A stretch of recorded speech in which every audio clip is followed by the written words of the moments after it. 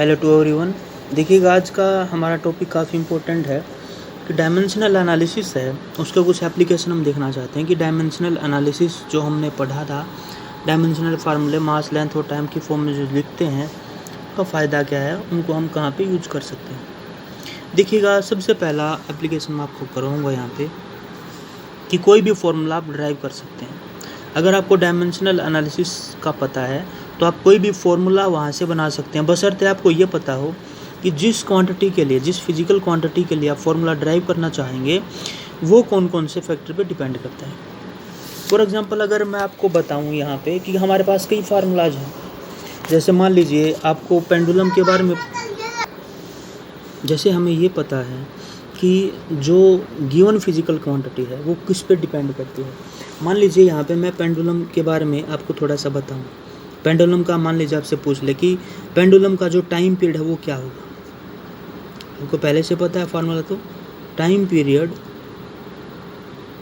For pendulum, मतलब जो आपका पेंडुलम है वो अपना जो एक रोटेशन कंप्लीट करेगा, यानी कि मान लीजिए ये हमारे पास आपका पेंडुलम होगा, ऊपर से हमने इसको फिक्स किया हुआ है और ये उस पेंडुलम की रस्सी है और यहाँ पे ये पेंडुलम का बोब बोलते हैं, आप जानते हैं ये पेंडुलम का बोब है, ये पेंडुलम की रस्सी है, रोप है। हमें ये पता है कि इसकी लेंथ L है, L मीटर है। L मीटर का मतलब 1 मीटर हो सकती है, 2 मीटर, 3 मीटर, ऐसा कुछ हो सकता है। और ये बोब है, इसका मास हमने मान लिया M है, 1 ग्राम, 2 ग्राम, 3 ग्राम, कुछ भी हो सकता है। जब हम इसको ऐसे पकड़ के और थोड़ा सा इसको ऐसे खींचेंगे तो ये क्या करेगा, ऑक्सीलेट करेगा ऐसे। ये इसकी एक एक्सट्रीम पोजीशन होगी, ये दूसरी एक्सट्रीम पोजीशन होगी और ये इसकी मीन पोजीशन होगी। यानी कि ये एक्सट्रीम और मीन पोजीशन के अराउंड ऐसे ऐसे रोटेट करेगा। जैसे घड़ी का जो बोब होता है, आपने देखा होगा घड़ी के अंदर भी पेंडुलम होता है, वो ऐसे ऐसे रोटेट करता है। तो ऐसे ऐसे रोटेट कर रहा है ये, और आपसे पूछ लिया कि बताइए इसका टाइम पीरियड क्या होगा, तो आप कैसे फाइंड आउट करेंगे। तो देखिएगा आपको ये पता होना चाहिए, फॉर्मूले को ड्राइव करने के लिए आपको ये पता होना चाहिए कि कौन कौन से फैक्टर हैं जो इसके टाइम पीरियड को, यानी कि यहाँ से यहाँ तक आने में ये कितना टाइम लेगा और वापस यहाँ से लेके यहाँ तक आने में ये कितना टाइम लेगा। तो आपको ये पता होना चाहिए कि कौन कौन से फैक्टर हैं। आपको कौन से फैक्टर दिखाई दे रहे हैं, देख सकते हैं। तो आपको मास दिखाई दे रहा है यहाँ पे, दूसरा इसका कुछ ना कुछ लेंथ है, जो आप देख सकते हैं ये लेंथ है इसका, तो रस्सी का लेंथ है, और जो बोब है, जो लोहे का टुकड़ा है, जो स्पीयर की फॉर्म में हमने यहाँ पे इस पर अटैच किया हो वो है। तो हमें पता लगा कि ये 2 फैक्टर हैं यहाँ पे, और भी फैक्टर हो सकते हैं, ग्रेविटी वाला फैक्टर भी हो सकता है। वो काम करेगा या नहीं करेगा उसका हमें पता लग जाएगा जल्दी ही। तो देखिएगा तरीका ये है यहाँ पे फाइंड आउट करने का कि सबसे पहले आप टाइम पीरियड आपने फाइंड आउट करना है। ये रहा हमारे पास आपका टाइम पीरियड, तो वो हमने लिख लिया। अब हम ये लिखेंगे कि जो टाइम पीरियड होगा वो डायरेक्टली प्रोपोर्शनल मानेंगे हम, कि कौन कौन से फैक्टर पे डिपेंड कर रहा होगा। सबसे पहले देखिएगा आपको यहाँ पे मास दिखाई देगा, तो मैं ये मान लेता हूँ कि जो टाइम पीरियड है वो जो पेंडुलम का मास होगा उसके डायरेक्टली प्रोपोर्शनल होगा।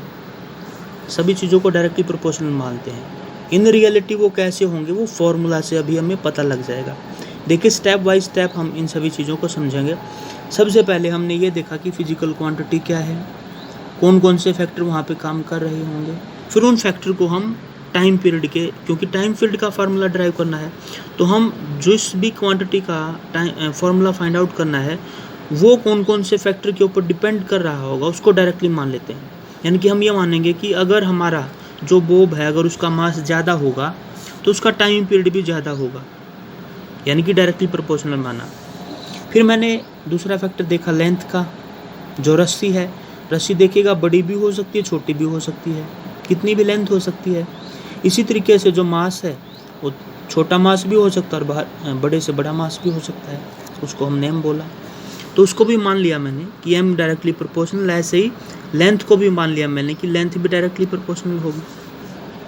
उसके बाद तीसरा फैक्टर क्या है, उसके बाद तीसरा फैक्टर ये है कि ये जो सिस्टम है पेंडुलम का, ये अर्थ पे है या मून पे है या और किसी दूसरे प्लेनेट पे है, मीन्स वहाँ पे जो G की वैल्यू है वो भी यहाँ पे इफ़ेक्ट करेगी। तो हमने मान लिया कि जो G है वो भी डायरेक्टली प्रोपोर्शनल होगा, यानी कि तीनों के तीनों फैक्टर मैंने डायरेक्टली प्रोपोर्शनल मान लिए। देखिएगा सबसे पहला स्टेप हमने ये लेना है, this is our step number 1। Step by step होगा ये। पहला स्टेप ये है कि जिस भी फिजिकल क्वांटिटी का आप डायमेंशनल फार्मूला फाइंड आउट करना चाहें उसको लिख लें कि वो कौन कौन से फैक्टर वहाँ पे काम कर रहे होंगे। पहला स्टेप नंबर 1। दूसरे स्टेप में देखिएगा हम क्या करेंगे, दूसरे स्टेप में अब हम ये जो फैक्टर हमने माने हैं इनकी पावर्स लिख लेते हैं। इनकी हम लिख लेंगे यहाँ पे अब पावर्स। देखिएगा पावर्स कैसे लिखेंगे, इसका मतलब T डायरेक्टली प्रोपोर्शनल टू ये जो m था यानी कि मास था, हम मान लेंगे इसकी पावर a है हमारे पास। ये जो l है हमारे पास लेंथ है, इसकी पावर हम मान लेंगे कि b है। और ये जो g है इसकी पावर हम मान लेंगे कि c है। a b और c पावर मान ली हमने m l और g की। उसके बाद देखिएगा हम क्या करेंगे अब अगले स्टेप में। इसको आप इक्वेशन नंबर 1 लिख लें, इसको इक्वेशन नंबर 2 लिख लें, और डायरेक्टली प्रोपोर्शनल को आप हटाएंगे तो यहाँ पे कांस्टेंट आएगा, उसको आप k लिख लेंगे। और फिर m की पावर a, l की पावर b और g की पावर c, इक्वेशन नंबर 3 है। अब देखिएगा प्रिंसिपल ऑफ होमोजेनिटी एक प्रिंसिपल है जो आपको बताएगा कि अगर दोनों तरफ फिजिकल क्वांटिटीज़ हमारे पास बराबर हों तो आपने करना क्या है, इन दोनों के डायमेंशनल फार्मूले आपने लिख लेने हैं। यानी कि एक तरफ आप टाइम का डायमेंशनल फार्मूला लिखेंगे और दूसरी तरफ हमारे पास ये जो मास, लेंथ और ग्रेविटी है इनके डायमेंशनल फार्मूलाज हम लिखेंगे। देखिएगा कैसे, यहाँ पे देखिएगा टाइम है तो टाइम का डायमेंशनल फार्मूला तो हम जाएंगे T ही होगा। इसका मतलब डायमेंशनल फार्मूला तो लिखा जाता है मास की फॉर्म में, तो m की वैल्यू 0, l की वैल्यू भी 0 और t की वैल्यू 1। यानी कि हमने लेफ्ट हैंड साइड और राइट हैंड साइड दोनों तरफ डायमेंशनल फार्मूले जो लिख देने हैं। ये होगा आपका स्टेप नंबर 2। पहले स्टेप में हमने ये देखा कि जिस भी फिजिकल क्वांटिटी का डायमेंशनल फार्मूला लिख रहे हैं वो किस पे डिपेंड करेगा। फिर जिन पे डिपेंड कर रहा उनकी पावर्स लिखी, डायरेक्टली प्रोपोर्शनल को हटाया, किया आया। दूसरे स्टेप में दोनों तरफ लेफ्ट हैंड साइड और राइट हैंड साइड यानी कि टाइम इस तरफ भी डायमेंशनल फार्मूला लिख लेंगे और इस तरफ भी। तो देखिएगा इसका डायमेंशनल फार्मूला तो ये हुआ। k का कोई डायमेंशनल फार्मूला नहीं होगा, इसको हम एज इट इज लिखेंगे क्योंकि डायमेंशनल लेस कांस्टेंट है। अब देखिएगा ये m है, मास है, मास का डायमेंशनल फार्मूला क्या होगा, m होगा।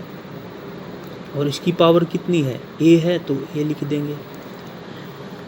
उसके बाद ये लेंथ है, लेंथ का डायमेंशनल फार्मूला l होगा क्योंकि m और t की पावर तो 0 होगी, इसकी पावर b है।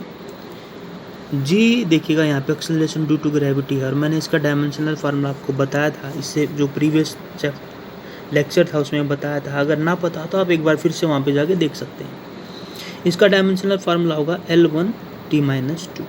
This is the dimensional formula for acceleration due to gravity. दोनों तरफ डायमेंशनल फार्मूला लिख दिए। अब हमने क्या करना है, पावर्स को कंपेयर करना है। देखिएगा यहाँ पे m की पावर मेरे पास 0 है तो मैं 0 लिख दूंगा। इसमें भी m है, इसमें m नहीं है, इसमें m नहीं है। यहाँ पे देखिएगा m की पावर a है और यहाँ पे m की पावर 0 थी। इसका मतलब m की जो पावर है दोनों तरफ अगर मैं बराबर करूँ तो यहाँ पे 0 है, यहाँ पे m की पावर a है, तो इसका मतलब मैं 0 = a लिख सकता हूँ। ये सबसे इम्पोर्टेंट चीज़ है जो आपको ध्यान में रखनी होगी। एक्चुअली में हम यही कर रहे हैं कि a b c हमने अपने हिसाब से माने थे कि एक्चुअली में मास, लेंथ और ग्रेविटी की वैल्यू क्या आएंगी। अब वो a b c की वैल्यूज़ हम प्रिंसिपल ऑफ होमोजेनिटी से फाइंड आउट करें। प्रिंसिपल ऑफ होमोजेनिटी आपको यही बताता है कि लेफ्ट हैंड साइड क्वांटिटी और राइट हैंड साइड की तरफ जो क्वांटिटी होंगी वो बराबर होंगी। उनके डायमेंशनल फार्मूलाज की जो पावर होंगी वो हमने कंपेयर करनी है। दोनों तरफ डायमेंशनल फार्मूला लिखे, फिजिकल क्वांटिटीज़ के पावर को कंपेयर किया। यहाँ पे m की पावर 0 देखा, यहाँ पे m की पावर, इन दोनों में तो m है ही नहीं, यहाँ पे है, इसकी पावर a था।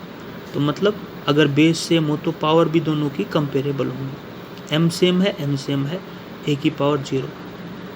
अब देखिए मैं L को कंपेयर करूँगा, यहाँ पे आप देख सकते हैं L की पावर 0 है, यहाँ पे L इसमें है नहीं, L इसमें भी है और इसमें भी है, तो यहाँ पे L की पावर B है हमारे पास, और यहाँ पे देखिएगा जो G था यहाँ पे पावर C हमें लिखनी पड़ेगी, क्योंकि सभी की पावर लिखी है तो G का डायमेंशनल फार्मूला भी लिखा और उसकी पावर भी लिखी।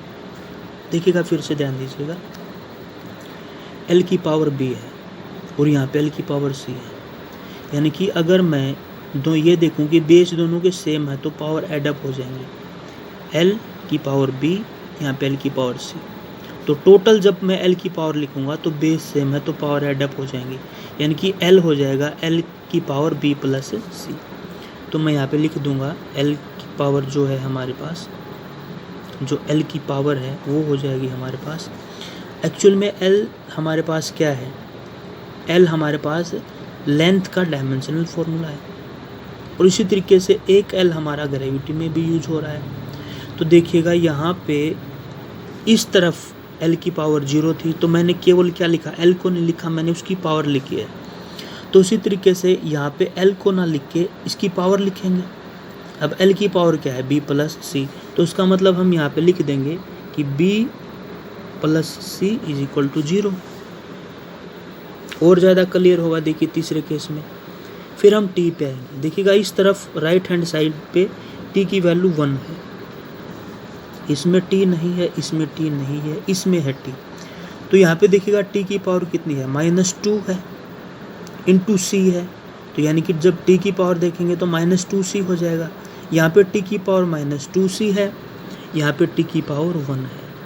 इसका मतलब दोनों तरफ पावर T की पावर इस तरफ कंपेयर करेंगे, इस तरफ कंपेयर करेंगे, तो 1 इज इक्वल टू -2C आपके पास हो जाएगा। तो देखिएगा यहाँ से A, B और C तीनों की वैल्यू मैं फाइंड आउट कर सकता हूँ आराम से। A की वैल्यू तो 0 ही थी। अगर आपसे यहाँ से पूछे कि B की वैल्यू क्या होगी तो हम बोल देंगे B is equal to -C होगा। देखिएगा C को इस तरफ लेके आएंगे तो नेगेटिव हो जाएगा, इसका मतलब B की value is equal to C के बराबर होगा। यहाँ से क्या C फाइंड आउट कर सकते हैं, बिल्कुल। C किसके बराबर होगा, यहाँ से C की वैल्यू हो जाएगी -1/2। तो देखिएगा C की वैल्यू भी हमने फाइंड आउट कर ली, -2C इज इक्वल टू 1, इसका मतलब C इज इक्वल टू -1/2। आसानी से लिख सकते हैं आप, C की वैल्यू भी होगी, A की वैल्यू भी होगी, और जो B की वैल्यू है वो -C के बराबर है। तो इसका मतलब क्या आप यहाँ से B की वैल्यू बता सकते हैं, बिल्कुल। जो C है, जो C की वैल्यू उसका अगर मैं नेगेटिव कर दूँ तो B की वैल्यू आ जाएगी। देखिए C की वैल्यू कितनी है, -1/2, और इसका नेगेटिव करेंगे तो माइनस माइनस प्लस, इसका मतलब B की वैल्यू हो जाएगी हमारे पास यहाँ पे +1/2, क्योंकि नेगेटिव ऑफ C था। तो देखिए A, B और C तीनों की वैल्यूज तो आ गई हमारे पास, वही हमने फाइंड आउट करनी थी। अब फिर से हम इस फार्मूला के ऊपर आएंगे, ये देखिएगा फार्मूला नंबर 3। तो T इज इक्वल टू, देखिएगा K कॉन्स्टेंट को एज इट इज रखते हैं, M की पावर है A, और A की वैल्यू कितनी आई है हमारे पास 0, तो M की पावर 0 लिख देंगे। फिर देखिएगा L की पावर B थी, तो B की वैल्यू कितनी आई हमारे पास 1/2। इसी तरीके से देखिएगा फिर हमारे पास G है, और G की पावर यहाँ पे क्या है C है, तो C की वैल्यू कितनी लिख देंगे हम, आप देख सकते हैं यहाँ से -1/2। तो हमने देखा कि जो पावर्स हमने अज्यूम की थी कि चलिए ABC होगी, उस ABC की वैल्यू हमने प्रिंसिपल ऑफ होमोजेनिटी से फाइंड आउट कर ली, पावर को कंपेयर करके। तो अब देखिएगा यहाँ पे T is equal to constant K, M की पावर 0, तो मतलब वो तो लिखने की ज़रूरत नहीं, वो तो 1 ही होगी, किसी भी पावर 1। अब 1 को यहाँ पे लिखें तो मल्टीप्लाई करेंगे 1 को, या 1 से डिवाइड करें तो उससे कोई फ़र्क नहीं पड़ेगा। L की पावर 1/2। अब देखिएगा ये G की पावर -1/2 है। अगर मैं इसको L, इस जो पूरा K और L है इसके नीचे ले आऊँ तो आप जानते हैं ऊपर पावर नेगेटिव हो तो नीचे आके पॉजिटिव हो जाएगी। इसका मतलब जब मैं इसको डिवाइड में लाऊंगा तो जो पावर नेगेटिव थी वो पॉजिटिव हो जाएगी। मैथ्स का रूल अच्छे से जानते हैं आप। अब देखिएगा L की पावर हाफ और G की पावर हाफ, यानी कि दोनों का अंडर रूट हम एक साथ लिख सकते हैं। इसका मतलब हम इसको ऐसे भी तो लिख सकते हैं K L/G और दोनों को एक साथ रूट में लिख दिया, दोनों की पावर थी तो दोनों को रूट में लिख दिया। इसका मतलब टाइम पीरियड की वैल्यू होगी हमारे पास K into root L/G। Student ये जो K है, जो कांस्टेंट है, इसकी वैल्यूज एक्सपेरिमेंटली फाइंड आउट की जाती है। एक्सपेरिमेंट किए जाते हैं और वहाँ से इसकी वैल्यू फाइंड आउट की जाती है। इसकी वैल्यू आपको मिलती है 2 पाई। ध्यान रखिएगा, जो K है इसकी वैल्यू एक्सपेरिमेंटली फाइंड आउट करते वो मिलती है 2 पाई। तो इसका मतलब जो फॉर्मूला था हमारा वो बन जाएगा time period of a pendulum is equal to 2 pi into root L/G। ये हमारे पास आपका फॉर्मूला। तो आपने देखा किस तरीके से हम डायमेंशनल एनालिसिस का यूज करते हुए कोई भी फिजिकल क्वांटिटी जैसे हमारे पास है तो उसका फॉर्मूला हम बना सकते हैं, बशर्ते हमें ये पता हो जिस फिजिकल क्वांटिटी के लिए हम फॉर्मूला लिख रहे हैं वो फिजिकल क्वांटिटी कौन कौन से फैक्टर पे डिपेंड करती है। तो देखिएगा एक बार फिर से आपको बताएं dimensional formula, application of dimensional analysis. कोई पेंडुलम था, उसका टाइम पीरियड फाइंड आउट करना था। हमने मान लिया कि जो टाइम पीरियड है वो डायरेक्टली प्रोपोर्शनल होगा जोन जोन से फैक्टर होंगे वहाँ पे, जैसे मास, लेंथ और ग्रेविटी हमने माना। अगले स्टेप में उनकी पावर्स मान ली, ए चलो m की पावर a होगी, l की पावर b और g की पावर c।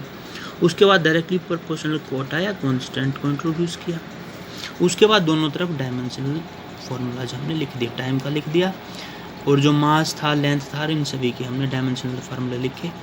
फिर पावर्स को कंपेयर किया, ए बी सी की वैल्यू फाइंड आउट की। अगर आपको यहाँ पे कोई भी डाउट हो तो आप वीडियो को पॉज करके बार बार में इसको देख सकते हैं। ध्यान रखिएगा, नोट्स जरूर बनाएं, साथ साथ नोट्स बनाएंगे अच्छे से समझ में आएगा। पावर्स को कंपेयर किया, यहाँ पे m की पावर 0 थी, यहाँ पे m की पावर a थी, तो मतलब पावर a की वैल्यू 0 हो जाएगी। फिर l देखा, l इसमें भी और इसमें भी है, बेस सेम थे। l की पावर यहाँ पे b, यहाँ पे c, तो l की पावर b प्लस c, यहाँ पे 0 था तो b प्लस c की value 0, b is equal to minus का c। फिर t को देखा, t की वैल्यू 1 थी, यहाँ पे t की पावर माइनस 2c थी, इसका मतलब 1 is equal to minus 2c, c की वैल्यू माइनस 1/2 आई। अब b की वैल्यू नेगेटिव ऑफ c है, c की वैल्यू का नेगेटिव करेंगे तो b की वैल्यू, a b c की वैल्यू आई, उसको इस फार्मूले में पुट किया इक्वेशन नंबर 3 में, वहाँ से वैल्यूज लिखी। नेगेटिव था जी तो उसको नीचे ले आए तो पॉजिटिव हुआ, दोनों का रूट था तो कॉमन रूट लिख दिया। k की वैल्यू एक्सपेरिमेंटली फाइंड आउट करते हैं 2 पाई रूट L/G। तो स्टूडेंट ये काफ़ी इंपॉर्टेंट टॉपिक था, किस तरीके से फॉर्मूला ड्राइव कर सकते हैं। स्टूडेंट वीडियो अच्छा लगे तो लाइक करें, अपने डाउट्स को कमेंट बॉक्स में पूछें और आपका अपना चैनल है सब्सक्राइब करें, दूसरे फ्रेंड्स से सब्सक्राइब करवाएं और कमेंट्स भी साथ साथ अच्छे अच्छे करते रहें। Thanks for the watching.